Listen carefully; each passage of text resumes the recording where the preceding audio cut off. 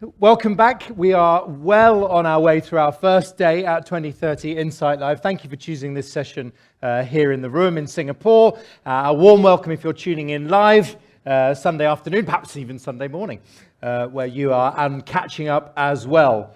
Some fascinating sessions so far, but this recurring theme of the goals, the Sustainable Development Goals, where are we? Well, halfway there, lots of challenges still ahead. So really, this session is about what actions, what accelerators are needed in eye health to advance progress on this 2030 sustainable agenda. So those are the questions, and our guests are well qualified to reflect on that, and we'd like your thoughts in the room and live as well. So I'll pause at various different points in this session. We've only got just under an hour together for this session. We probably need a bit longer, but I'll pause for your reflections, particularly what's not been said. What should we be shining a spotlight on more clearly? So thank you in advance for those. Let me welcome back to the stage somebody who we heard from right at the start of our day, and I think it's worth reminding ourselves of the innovation and leadership that Ambassador Webson has brought to the world. He founded the Friends of Vision at the United Nations, you know this already, and crucially was successful in achieving a UN resolution on eye health. He was the lead sponsor of not one but two resolutions affecting the lives of persons with disabilities around the world. So with renewed thanks for his leadership, please welcome to open this session, Ambassador Webson. Thank you very much, Ollie, and good afternoon, friends, colleagues, ladies and gentlemen. This is a topic that's dear to me because of the promise in 2015, and I happen to be a part of it. I was there at the very beginning when this was being hotly debated, 4 o'clock in the morning, to get on the agenda of this whole issue on the SDGs and the promise to the world of leaving no one behind. And every time I speak at the United Nations and elsewhere, I say with sincerity, I take the leaving no one behind mantra very seriously. I'm very pleased once again then to speak to you and to share some thoughts.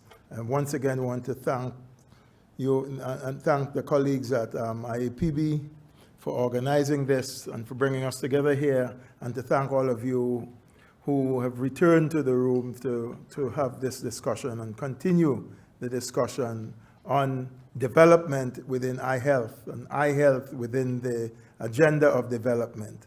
Because vision loss and vision in general is universal. It is a universal issue that affects people, whether they live in the north, they live in the south, whether they're rich, whether they're poor, it is an issue. It is not simply a diagnosis. It is a critical human development issue. It's shaped by social, economic, and environmental challenges and determinants that relate what this is. It is important that we see this as a critical human development issue that affects one's social, economic status. If other public health challenges are so distinctively plagued by the issues of inequality, there is none so plagued as vision loss. This is a significant threat to our sustainable development agenda, and this is an issue of quality of life and an issue for millions of people. The evidence is clear. We cannot end poverty when 90% of the available sight loss challenges exist. We cannot end poverty when there are 90% of people with available sight loss who live in middle income, low income countries are out there not getting services. We cannot guarantee if we quality education for all when we have 450 million children that are not getting services simply because of their vision loss conditions.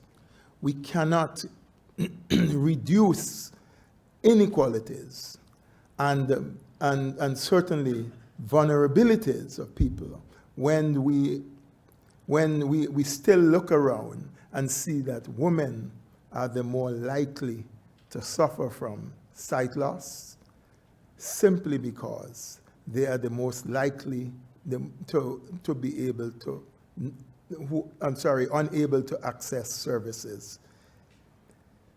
This is the reality, and these are the facts that we have to address. Despite the obvious linkages between vision and the development, for years, eye health did not feature and receive sufficient attention at the United Nations or at the global policy levels, particularly within the political arm of the United Nations. WHO, we know, have addressed the question of vision for a long time, but within the political space where policy decisions are made, we never addressed it. Until in 2018, we formed the Friends of Vision you'll be hearing about. And through that group, with Antigua and Barbuda partnered with Bangladesh and Ireland, we worked for years in this partnership. And with over 50 other member nations, we strengthened this Friends of Vision group to be a group that would have a positive impact upon the quality of eye care that might be made available to countries. We made noticeable progress in, I would say, a relatively short period of time. Between 2018 and when COVID-19 put us in a little bit in recess, we made some significant steps. You heard of the first time we had gotten in the discussion on universal health, the eye care and eye health issues to be placed in the universal health agenda. It was but a paragraph in 2019, but we got it onto the agenda and we were able to get it placed into the document, I think, twice. And that was a big step forward. We were able, however, to transform that a year later to getting a full resolution adopted on eye health. That was a significant accomplishment for us, the Friends of Vision, and a significant accomplishment and turning point for millions of people, for more than 1.1 billion people, because finally, the 193 member nations within the United Nations family had turned their attention and had a resolution that we in the sector can say to them, but you supported this. We now need to make it more than a piece of paper and apply it to the reality that we face in our countries. It also declared eye health as a major global development issue with the potential to accelerate progress on the 2030 agenda for sustainable development. The 2030 agenda, the SDGs as we call it, for sustainable development, is a global framework for, and this is the promise to change the world as we knew it. It is unprecedented in its ambition, and it was adopted, as you know, in 2015. The agenda set out a plan of action for people, the planet, prosperity, peace, and partnership, with a view to leaving no one behind. There are 17 sustainable development goals, and these produce a sort of a blueprint for the work ahead from 2015 to 2030. we're now halfway, and we're taking stock. And we are finding some results that are not encouraging. The progress made has been slow, to say the least, or has been fragile, to say that we are truly faltering. Yes, some may say, well, we had the setback, and we did with the pandemic. But the percentage, after some analysis to show that roughly from the 140 SDGs targets, you know, the data, we have about 140 data points or target points. Only 12%, 12, are on track. Close to half of these are severely off track, and approximately 30% have either made no movement forward or have regressed since 2015. That's not saying very much for the world we live in and the direction we're going. But before we sort of thumb our nails at the steps we are making, let's examine our own sector. Because although eye health was not included as a part of that assessment of the SDGs, we aren't doing too very well in eye health either in combating the challenge. In 2022, the global median treatment estimates that there are only 17.2% of cataract and 35.7% of refractive errors were effective in effectively getting coverage. 17.2% for cataract and 35% roughly for refractive errors. That's, we as a sector, if we are going to change anything, these numbers have to skyrocket and move. The COVID-19 pandemic, the war in Ukraine, and of course, climate change has been major setbacks for us. And they have exacerbated the already difficult problems. But we are here to find solutions, and we can, and we must. Eye health, as I said, was not formally included in the SDGs, but there is a symbiotic relationship between the ambition of eye health and the 2030 agenda. Better access to eye health services is required to deliver and for the SDGs. Better access. Similarly, the wider efforts to meet these goals will be, in turn, beneficial for eye health, and we have to work together. That's why we are speaking about working outside of our own circles and expanding that. For example, the ambition to deliver clean water and sanitation for all is key to ensuring that we can sustainably eliminate the diseases such as trachoma. A fundamental shift is needed in commitment to solidarity, financing, and action to put the world back on track and to put us in a better pathway. All of us here in this room, in this eye health sector, have the opportunity right now to make that shift and make that change. You can be, and many of you are leaders in mobilizing strategies aimed at ending avoidable sight loss and achieving significant gains across the SDGs.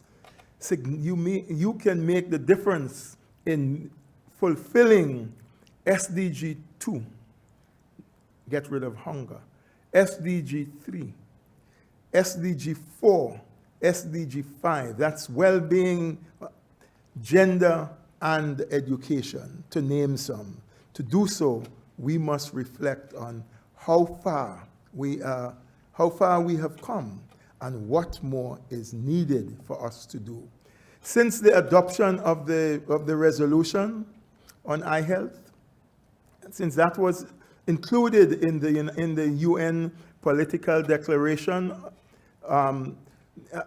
by the high-level meetings on education, we have begun. We saw the inclusion of eye health challenges in the high-level meetings and the resolution on global road safety. These are the actions we are taking. We know that at times the UN seems far away, but your needs, your role, your role is critical in reaching out and understanding where we are. We must make that change. Like the resolution that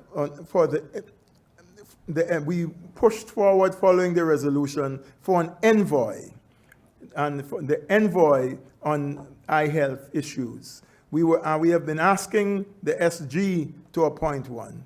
You also can play a role in that. Your leadership, your government, that is, your Minister of Health, your Prime Minister, President, etc., you can ask them to help you in the campaign to the Secretary General to appoint an envoy on eye health. Your voice is as loud as my voice in the United Nations, because your country is equally strong, and we hope you can have a conversation with your national leaders to ask them to have their country support in writing to the SG, Secretary General, this call for the appointment of envoy.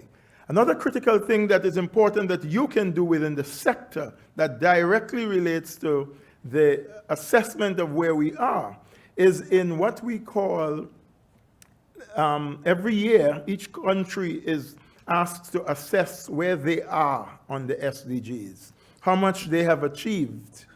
And you can ask and ensure that your country's VNR, we call it, Voluntary National Reports, you can make sure that eye health, based on the resolution, based on its connection with the SDGs, is in your VNR report.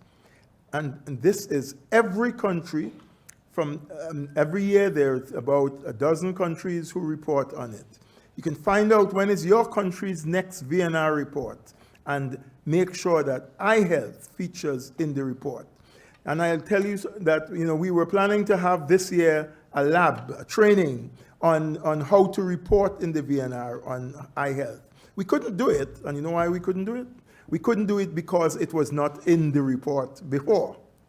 So last year, it was not in the report. It can be in the report now. It should be in the report from next year, and you can play a very big part in helping us to get it in the report by having your country that. We must mobilize national action, political commitments on eye health, and particularly in low and middle income countries. We got to mobilize the movement in order that we can take this a step further. We have to show action. We have to show that joint action across sectors, not only from the eye health voice, but collaboration across sectors will make politicians stand up and make the change. I want to leave you with those words. We must establish the global eye health targets on the effective coverage of cataract and refractive error treatments as a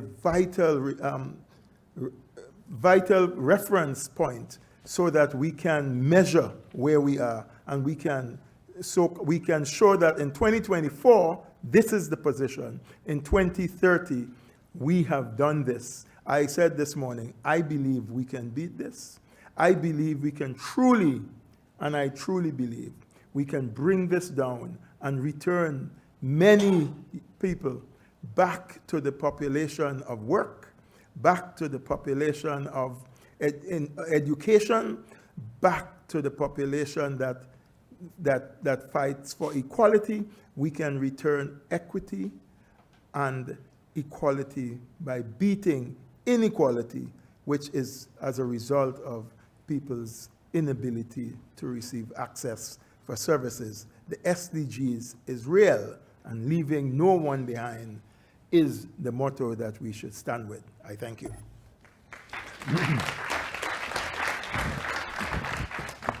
Thank you, Ambassador Webson. If you'll stay with us on the stage, we'll reinforce the panel with 3 additional guests. Your chair here, sir. Why don't we welcome up to the stage? I'll introduce them formally, but we'll give you a round of applause just by coming up to the stage. Katie, please, GVS and Fraser, please join us on stage. Welcome one and all, please. Thank you, Katie. Yes, I can go here. Fantastic. Let me formally introduce you. Katie Overby, hot off the back of a great session actually on business models earlier on, the Chief Exec of HCP Cure Blindness. Thank you for joining us, Katie. Next to you, Dr. Fraser Nah, who is the Chief of Ophthalmic Services at the Ministry of Health in Malaysia. Thank you very much indeed for joining us, Dr. Nah. And by no means least, GVS Murthy, who is the Director of the Indian Institute of Public Health and the Vice President of the Public Health Foundation of India. Please give them a formal welcome. Thank you very much indeed. My plan, if it's all right, is to ask a round of questions, to open it to the floor for reflections and questions. And just before I open it to the floor, I'll turn to Ambassador Webson for his thoughts on what you've shared. And just to give you forewarning, Katie, I'd like to know from you in a moment what difference it has made and is making to have the UN's engagement on eye health in particular. My plan would then, GVS, if it's okay, to speak to you about how sectors other than eye health have really embraced eye health, if that makes sense. So to Ambassador Webson's comments this morning of connectivity, this has to go beyond and into development, I suppose. And Dr. Nah, I'll ask you about how this idea of governments undertaking eye health commitments is so critical to achieve this 2030 agenda, if that's right. So that's given you a heads up, so you can't complain that I've put you on the spot. Katie, we've heard loud and clear from Ambassador Webson about the UN's journey on this. What difference has it made? Well, thank you, Ali, and Ambassador, thank you for your comments, as well as for your leadership throughout this journey. I think that we've opened a very important door here for the vision sector. Being able to move the conversation from vision care and its importance in healthcare to, as the ambassador mentioned this morning, vision care as a key element in achieving the development goals it's a completely different level of conversation. And I think being able to now, through the leadership of the Friends of Vision and the support of the Friends of Vision Secretariat, move to these active discussions with the United Nations, it takes it to that global level of policy where we weren't before. Yeah. And in addition, has now also ensured that we're having such important conversations with other leading bodies such as the World Health Organization, the ILO, several other important bodies that together we can hopefully advance this mission and really make that difference toward the development goals. But Ali, I have to say, one very important thing, and I think it's a challenge to everyone in the room, is we've opened this door, but there's so much work left to do. Right, so that's exactly where I was going with that, actually. So let's build on that briefly, Katie, to a guest here who says, well, how do we embrace this more fully? The potential's there, the door is open. What do we say? Well, I think, a lot of us, I think, rightfully celebrated the UN resolution for vision a couple of years ago. But it's important to remember that unless we can actually implement this, it's just a piece of paper. Right. And so I think that we all have an inherent responsibility to come together to think about how do we recognize the opportunities, such as the gaps that the ambassador just referenced, and work, both at the global level, but also at the local level, Yes. within each country, to ensure that we are tracking those data, that we are reporting those data. I know for each of us, for organizations that work, in those countries, working with our policy partners, to say, how can we support the VNRs? Right. How can we track those? So on that then, GVS Murti, help to bring to life, please, for us, successful collaboration. So here we're thinking about health engaging with many different sectors. Give us a sense of the possible, please. Thank you. The first thing that I'd like to do is pick up from where Ambassador Webson started, talking about SDG 5, gender equity. So what we really saw was that it took one woman professional in eye care to be replaced by two male professionals, because Elizabeth couldn't make it, so two of us had to cover that. So the replacement ratio for gender equity, Elizabeth is an example. But again, just referring to what Ambassador Webson said, eye health to be viewed as a critical development issue and quality of life. Now, if you look at both of them, now that is a battle which can't be won by just one side. You need everybody to come together. And in that sense, there are examples, like you talked about examples, where this has worked. And I'll look at some examples from the Indian context, where I'm based and where I have a lot of knowledge of. There are many areas where instead of the eye health and health being considered the sole preserve of the eye care sector, there are other development sectors which have contributed. The first one that comes to mind is the education sector. And we have a program which is primary universal elementary education, where the education department themselves built in eye screening.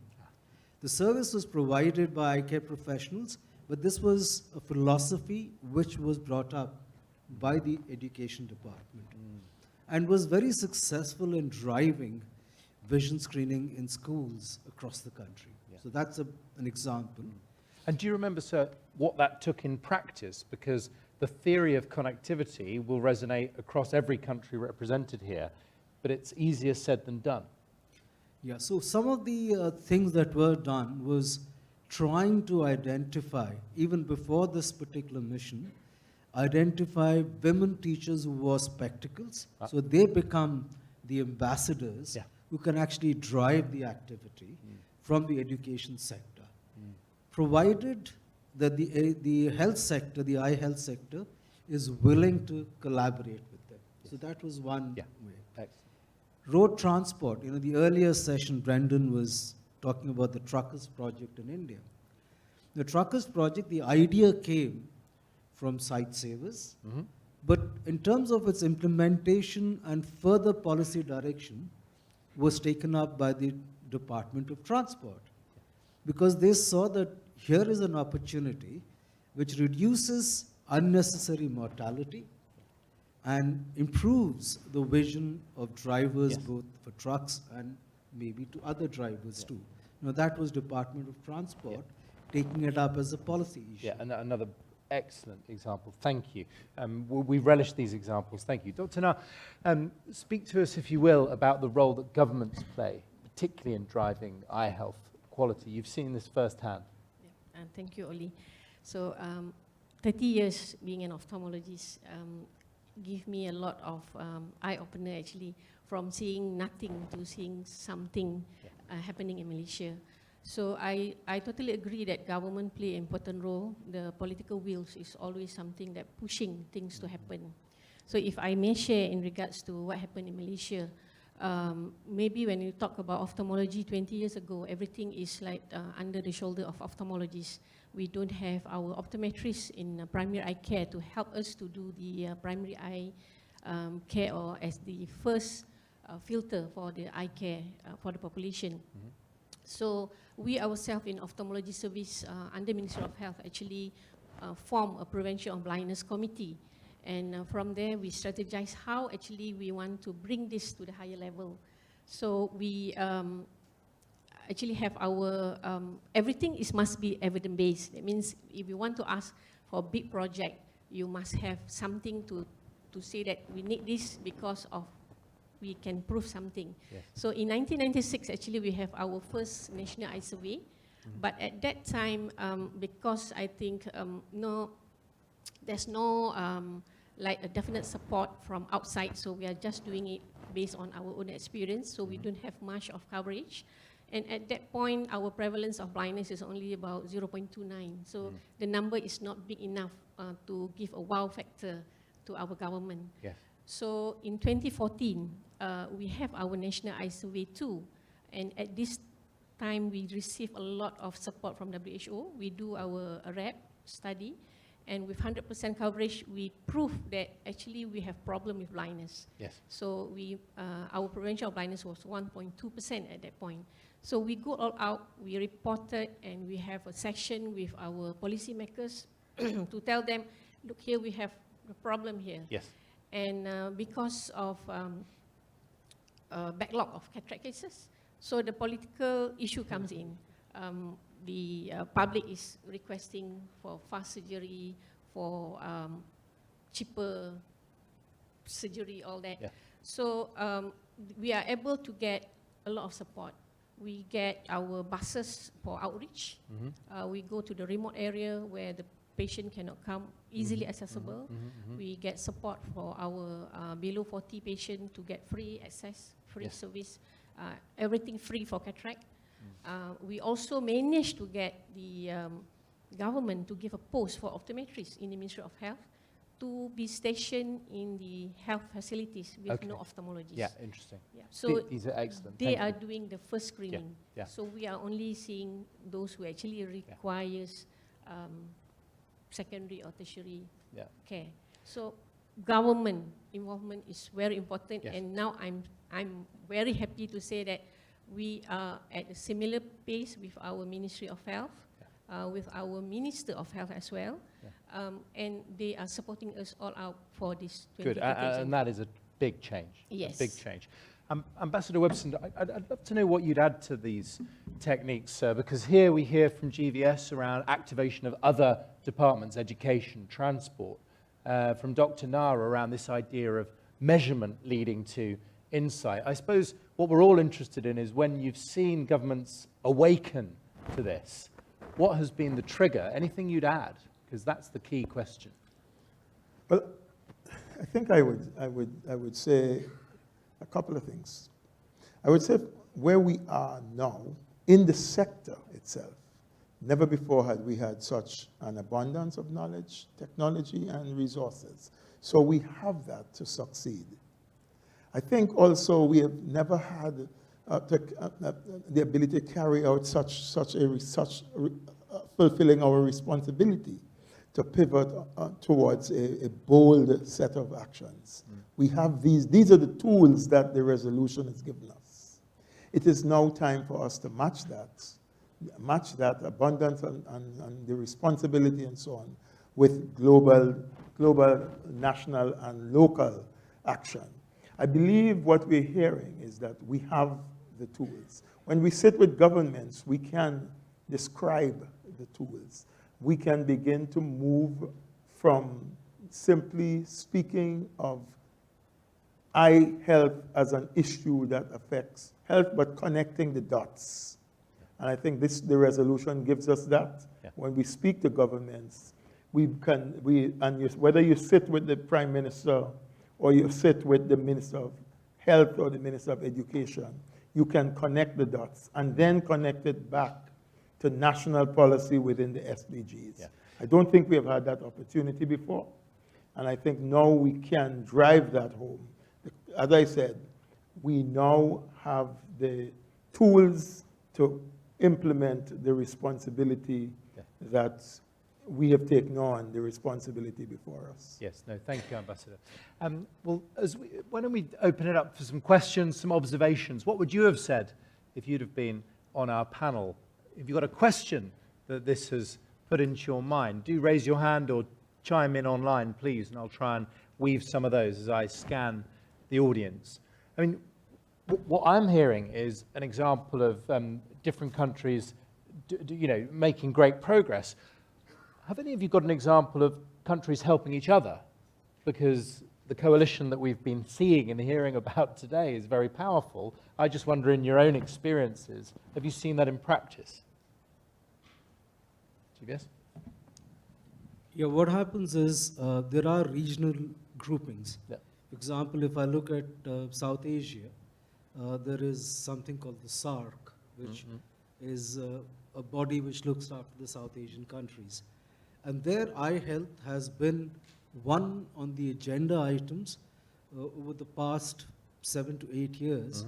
It was basically driven by some leaders in ophthalmology in India who felt that this is a great opportunity. And then we had joint programs between India, Bangladesh, India, Nepal, India, Sri Lanka, and then a body like the International Center for Eye Health, Yes. which works across countries. Yeah, and that many other countries. is a brilliant It's example there of that. already. Yeah. Well, I'd love to hear more examples, but I see some questions emerging, so please put your hand up. I see you in the second row. Why don't we go just towards halfway up? That's great. Yes, thank you very much. And then we'll come down. I'm looking for other offers as well, especially if you haven't asked a question yet in our sessions. Please feel free to introduce yourself, sir. Yeah. Thank you very much for the presentations. We've had it severally to have the eye health issues managed beyond the eye health sector. In your experience, who is the best placed person to coordinate this when, for example, it goes outside the Ministry of Health, you are dealing with education? Who would be the best place to coordinate this in country? Great question. Thank you. And not wishing to wind my good colleague up, but perhaps if we could race across and harvest another question. Would anyone in the panel like to take that on, actually, the best placed coordinators? Katie, I might get you on that as we're finding our contributor towards the back. Are you ready? Thank you very much. Katie, why don't you go ahead on that? So I think there are a number of answers to that. So, as far as looking across the different sectors, I think that could be initiated by an NGO or a collection of NGOs. It could be initiated within the ministries. I think no matter who initiates it, though, it's really important that we drive that collaboration and involve a spectrum of stakeholders so that we make sure that we have the right voices, in the conversation. So again, depending on the country, depending on the situation, it could come from anywhere. And my advice to someone is, if you see that opportunity, don't wait for someone else. Yeah. Reach out to others, start the conversation. Yeah, it could be you. Ollie, Please, Ambassador, yeah. I would say that I agree with Kate, and I would say that if you wait for a specific sector to coordinate it, you then fall back into the concept of silos. And what you want to speak development language is a concept where if there's a discussion about employment, the eye health sector is part of it. Mm-hmm. If there's a discussion about education, you are part of it. Naturally, there's a discussion of health. You are part of it. Often we have a discussion of health, but we have a discussion of eye health by itself. We want to talk about a discussion of health care in general. NCDs is a plague in small island developing states. And NCDs is not often linked in these contexts enough to the challenge of eye health. Yeah, and Ambassador, And just so as we welcome guests from other sectors, NCDs in this context, just NCDs being non-communicable diseases, and like diabetes, and so on, which has direct relationship with sight loss. yeah. Yeah, 100%. Let's take another question or point. What haven't we touched on as well? Please, I see a microphone roving around, but I wonder where. It was an offer on this side. Is it still stand? Yes, thank you. Is that James? Thank you. Yeah, please. We got one here. Oh, yes, actually, second row, and then right towards the back, sir, in the white shirt. Thank you very much. Yeah, here it comes.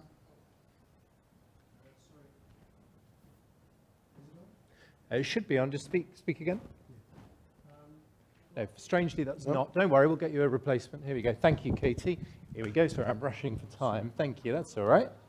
The only question I have also, so I understand this comprehensive healthcare approach, but there is also a mathematic thing. If we want to reach targets in 2030, there is a point of go, no go, when we can reach them or not. And in many countries, NGOs are already facing, the lack of ophthalmologists, and you need 4 to 6 years to get them educated. So it's next year. And if you look at the number of, even though we want to have the comprehensive approach, I also need right, yeah, so there's a reality check there. The numbers are looking stark. Thank you. If we race that up, right up to the top, if that's all right. Oh, we've got one for you there. Thank you very much.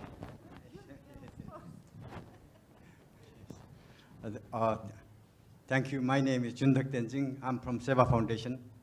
And the ambassador, said many things, and lots of congratulations to you, lots of respect to you.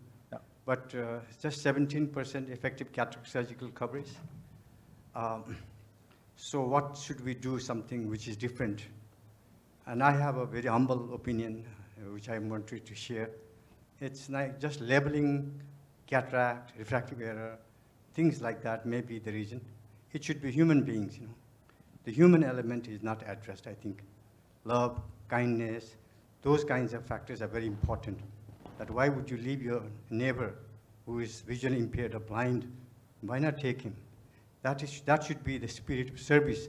Yes. That needs to come forward, and not talk like goals, targets, this, that. It really doesn't resonate. What resonates is we are all human beings. Yeah. When we look at each other, if somebody is kind to us, we want to reciprocate that kindness. Yes. It's called paying back. Yeah, 100%. Over. Or something Thank like that. you. Thank you. Let's get a final contribution. If we come racing down to the fourth row here, and then I'm going to go slightly quick fire because we've just got 5 minutes remaining. Thank you. Feel free to introduce yourself. Thank you. Hello, this is Manal Tarim from the Noor Dubai Foundation. Thank you for the wonderful presentation. I just wanted to let you know that in Noor Dubai, we've joined something called the Global Councils on SDG, where we actually measure the impact of our prevention of blindness program on 7 SDGs in the country that we're supporting. And we've had the results out and published in three journals already. So we're not just counting beneficiary numbers or numbers of people who are trained or hospitals or clinics that were built or people screened. We're actually measuring impact, a measurable impact on SDGs such as poverty, gender equality, education, healthcare, and most recently we've added climate change as well. Yes, so good. it is doable. We can show a measurable impact on SDGs. We just need to, showcase how we did it so that if anyone else is interested, they can. And you're with Noor Dubai. Yes. Yeah, thank you to you and your colleagues. I suppose because we have 3 minutes remaining, I'm going to ask you slightly unfairly to choose for me, team, one tactic or strategy that you think can be as provocative or pithy, because we have time for one-to-one discussion later. One strategy that you think will be really effective in embedding eye health in the upcoming SDG agenda. Dr. Nar, can I ask you first? Yeah. If I will go for PPP, private-public partnership. Yeah, that's the best way to go, because we know that now, like in Malaysia, we are looking for wellness care, promotive and preventive. We are not looking for sick care anymore. Yeah. So we need all this partnership from the private, not only from the health-related sector, but any sector that involved with anything to come in, help in preventive of and prevention of Yeah. this eye furniture. Thank you, Dr. Now, you're unlikely to disagree with that, Katie, but what would you add? I do not disagree. I would say very quickly, it comes back to the theme we've heard a lot, which is, again, from an NGO perspective, collaboration. Yep. Continuing to work together to have a common voice, to continue to raise this to the right global levels of conversation, to work with not only the UN, the other bodies, and then also to be working across the sectors, because we need to continue to raise the awareness and the importance of the work. Yes, excellent. Thank you. GVS Murthy. Right, I think I'll take up from the humanitarian perspective that our Seva colleague mentioned. Yeah. What is important for us to remember is that eye care should not be viewed as an isolated vertical event. When you're working with communities, they have other development issues. There are farmer suicides, there are famine deaths. So you need to engage with them locally and bring in the idea of eye care into the wider development agenda. So acting locally while advocating globally, and co-creation of the policies and joint leadership and monitoring of activities is critical to make a difference and break those barriers and silos that we are working in. Yeah, breaking down those barriers. Thank you, GVS. Ambassador Webson, I'll speak to the point raised by our colleague in the second row. Let's be honest, if change continues as it has been, we are going to miss these goals and targets. To quote you, these numbers need to skyrocket. Other than cold, hard cash, what do you think the rocket fuel has to be? I believe two things, cooperation and collaboration. But I also believe we have to change the way we think of the mechanism globally that delivers services. What I mean by that, we have to think of something we call in the United Nations South-South cooperation or triangular North-South cooperation.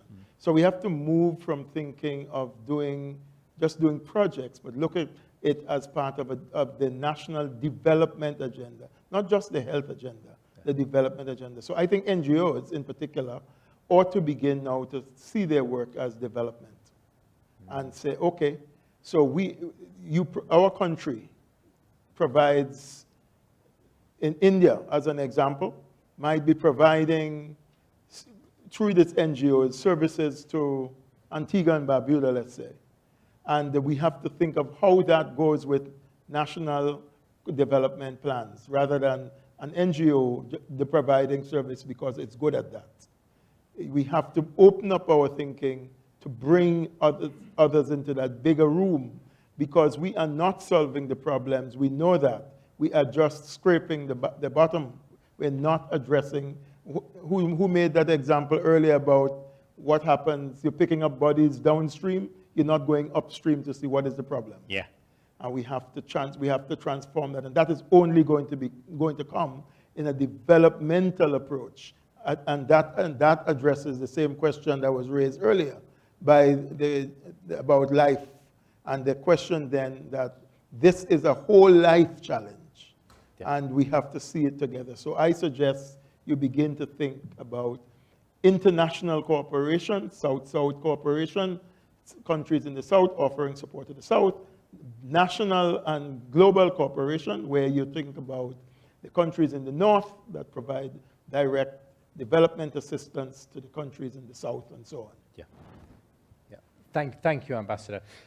What I'm going to do is I'm going to do just a very brief 5-minute experiment, because sometimes with these sessions, the best reflections happen as you move out into the corridors, and we'd like to capture that briefly. So I'm going to ask you for two things. Firstly, with me to thank our panel. Thank you very much indeed. But secondly, and don't worry, we won't be upstanding, no speed networking, but I'd like you to turn to the person nearest you with your one reflection from this session, because I want to get that cogitation started before our final. So why don't we just literally take 1 minute now amongst ourselves to reflect amongst colleagues about your takeaway from this session, and then I'll capture just 1 or 2 closing thoughts, not from our panel, but from you. Let's just take literally 1 minute. Thank you.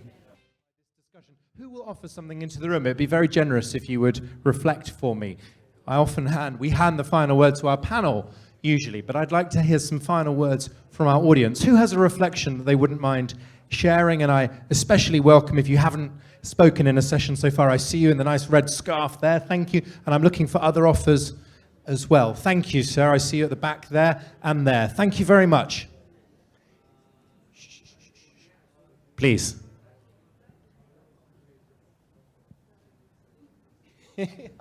Hello. You're on. Well done. Thank you, and thank you to the panel. You were amazing. I guess I sit here as an Indigenous person from Australia thinking about we need to learn from Indigenous people. Yeah. So we talk about holistic approaches to health. We talk about starting with the people on the ground who are going to get the services. So yeah, to me it's about learning from Indigenous peoples, people that have been around for a long time and have sustained their cultures for so long. Yeah. No, thank you for that reminder. Thank you. I see you here as well. Thank you. Thank you. I'm Prerna, and I'm going to actually pick up from Dr. Murthy's statement that we need to advocate globally and act locally. But speaking from India's perspective, right now, the data is fragmented. We do understand how eye care is important for humans and for productivity and development, but we do not have data. How do we focus and how do we bring on stakeholders and partnerships to focus on data first, create evidence, and then action plan be developed? Thank you. Yeah, thank you.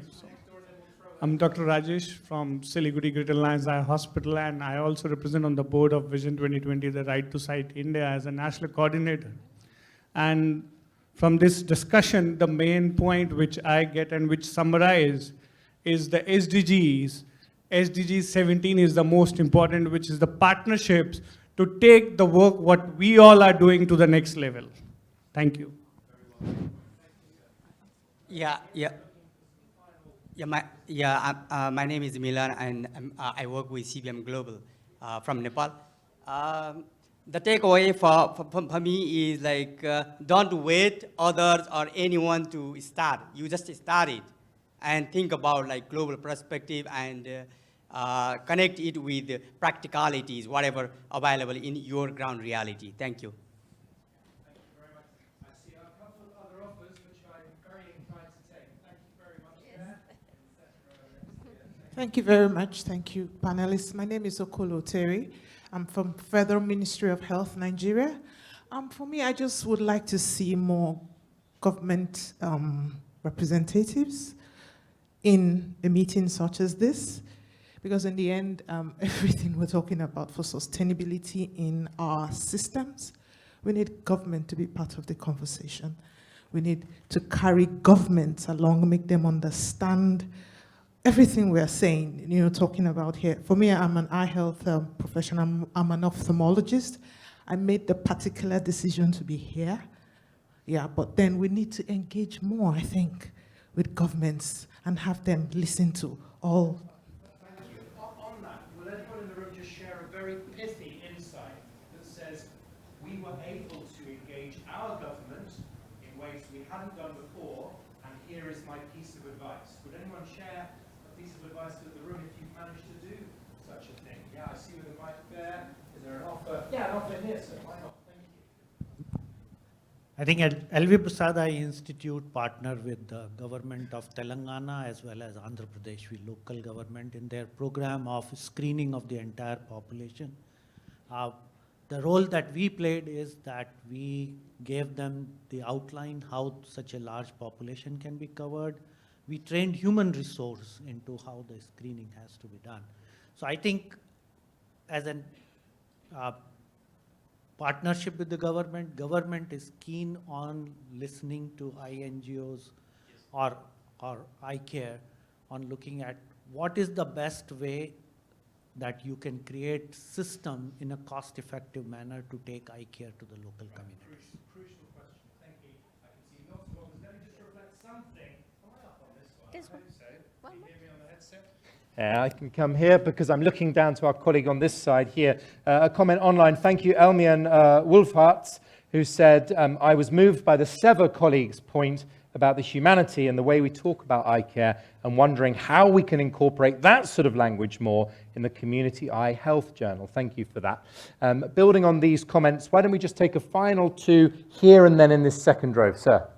I think it is in line with the discussion that we have to engage the government. At the end of the day, the government are the ones that are supposed to move the whole agenda of the SDGs as well as eye health. And I think here one of the most important things, already we have a strong advocacy tool of the UN resolution on the vision. Yes. So we should all use our influence and contacts with the government to make sure they include the global targets in their VNR reports. I think this is fundamental to make them engage. Yeah. Thank you.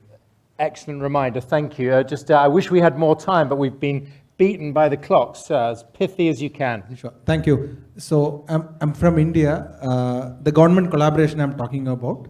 Today we have a program with the government of India, the Prime Minister Modi, his constituency. We are doing a mass campaign.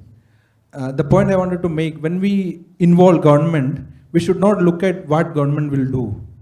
Probably in the beginning we may have to do everything by ourselves and give the entire credit to government.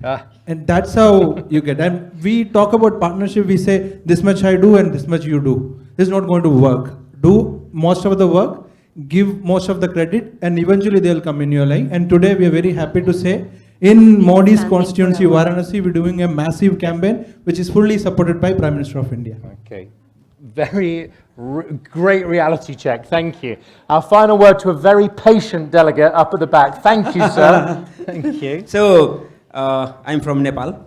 SDG, government, partnership, these are the issues everywhere. Why not in Nepal? So, we are working with the government. There are three tiers of the government, central, provincial, and local government. So all three tier government, we are working on that.